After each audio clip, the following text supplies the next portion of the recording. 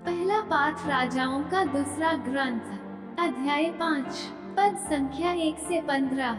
अराम के राजा के सेनाध्यक्ष नामान को अपने स्वामी का सम्मान तथा कृपा दृष्टि प्राप्त थी, क्योंकि प्रभु ने नामान द्वारा अरामियों को विजय दिलाई थी।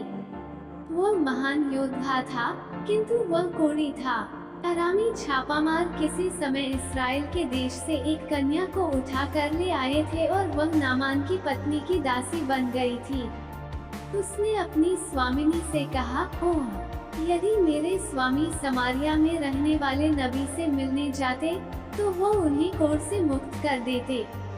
नामान ने अपने स्वामी को बताया कि इजरायली कन्या ने क्या क्या कहा है। इस पर अराम का राजा बोला, तुम वहां जाओ, मैं तुम्हें इस्राएल के राजा के नाम एक पत्र दूंगा। नामान चल पड़ा और वह चांदी के 10 तोड़े, सोने की 6000 अशर्फियां और 10 जोड़े कपड़े अपने साथ ले गया। उसने इस्राएल के राजा को वह पत्र दिया।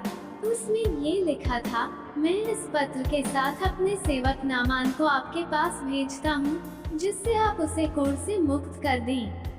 इस्राएल का राजा पत्र पढ़ते ही अपने वस्त्र फाड़कर बोल उठा, मैं तो ईश्वर नहीं हूँ जो मार और जिला सकता है, तो उसने किसी को कोढ़ से मुक्त करने के लिए मेरे पास क्यों भेजा है? वो निश्चय ही मुझे से लड़ने का बहाना ढूंढ रहा है। जब ईश्वर भक्त एलीशा को ये पता चला कि इस्राएल के राजा ने अपने वस्त्र फाड़ डाले हैं, तो उसने राजा के पास ये कहला भेजा, आपने क्यों अपने वस्त्र फाड़ डाले हैं? वो मेरे पास आए तो वह जान जाएगा कि इस्राएल में एक नबी विद्यमान है।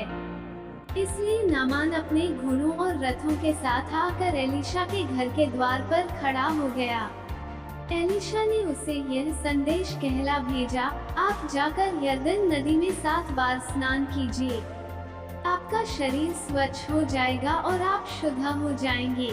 नामान क्रुद्ध हो उठा और यह कहते हुए चला गया, मैं समझ रहा था कि वो स्वयं बाहर आकर मुझसे मिलेंगे, अपने प्रभु ईश्वर का नाम लेकर प्रार्थना करेंगे और कोढ़ के स्थान पर हाथ फेरकर उसे दूर कर देंगे।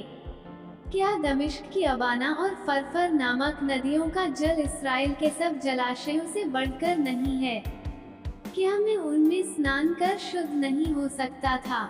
इस पर वह मुड़कर क्रोध के आवेश में चला गया।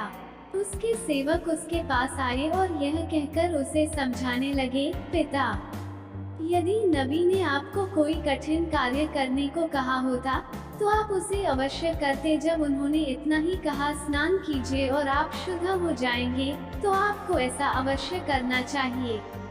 इसलिए जैसा कि एलीशा ने उससे कहा था, उसने जाकर यरदन नदी में 7 बार डुबकी लगाई और उसका शरीर फिर छोटे बालक के शरीर जैसा स्वच्छ हो गया। वो अपने सब परिजनों के साथ एलीशा के यहाँ लौटा। वो भीतर जाकर उसके सामने खड़ा हो गया और बोला, अब मैं जान गया हूँ कि इस्राएल को छोड़कर और कहीं पृथ्वी पर कोई देवता नहीं है। अब मेरा निवेदन है कि आप अपने सेवक से कोई उपहार स्वीकार करें। सुसमाचार संत लूकस, अध्याय 4, पद संख्या 24 से 30। फिर ईसा ने कहा, मैं तुमसे यह कहता हूँ, अपनी मातृभूमि में नबी का स्वागत नहीं होता। मैं तुम्हें विश्वास दिलाता हूँ कि जब एलियस के दिनों में 3.5 वर्षों तक पानी नहीं बरसा और सारे देश में घोर अकाल पड़ा था, तो उस समय इस्राएल में बहुत सी विधवाएं थीं।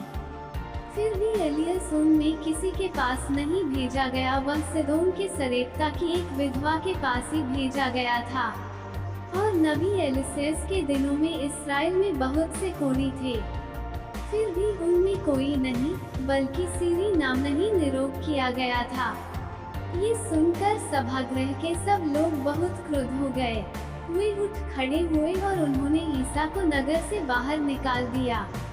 उनका नगर जिस पहाड़ी पर बसा था, वे ईसा को उसकी चोटी तक ले गए ताकि उन्हें नीचे गिरा दें, परंतु वे उनके बीच से निकलकर चले गए। मनन चिंतन। आज के पहले पाठ में हम देखते हैं, अराम के राजा का सेनाध्यक्ष नामान कोढ़ी था। कोढ़ से चंगाई प्राप्त करने के लिए वह इस्राएल के नबी एलीशा के पास गया। नबी के कहने पर उसने यरदन नदी में 7 बार स्नान किया और वो पूरी तरह से अपने कोढ़ से शुद्ध हो गया। उदाहरण के तौर पर इसी बात को लेकर सुसमाचार में प्रभु यीशु अपने गांव नाजरेत के सभागृह में लोगों की विश्वासहीनता को प्रकट करते हैं। वे कहते हैं कि अपनी मातृभूमि में नबी का स्वागत नहीं होता। लोग प्रभु यीशु से क्रोध हो जाते हैं और वे उन्हें मार डालना चाहते हैं, लेकिन वे उनके बीच से निकलकर चले जाते हैं।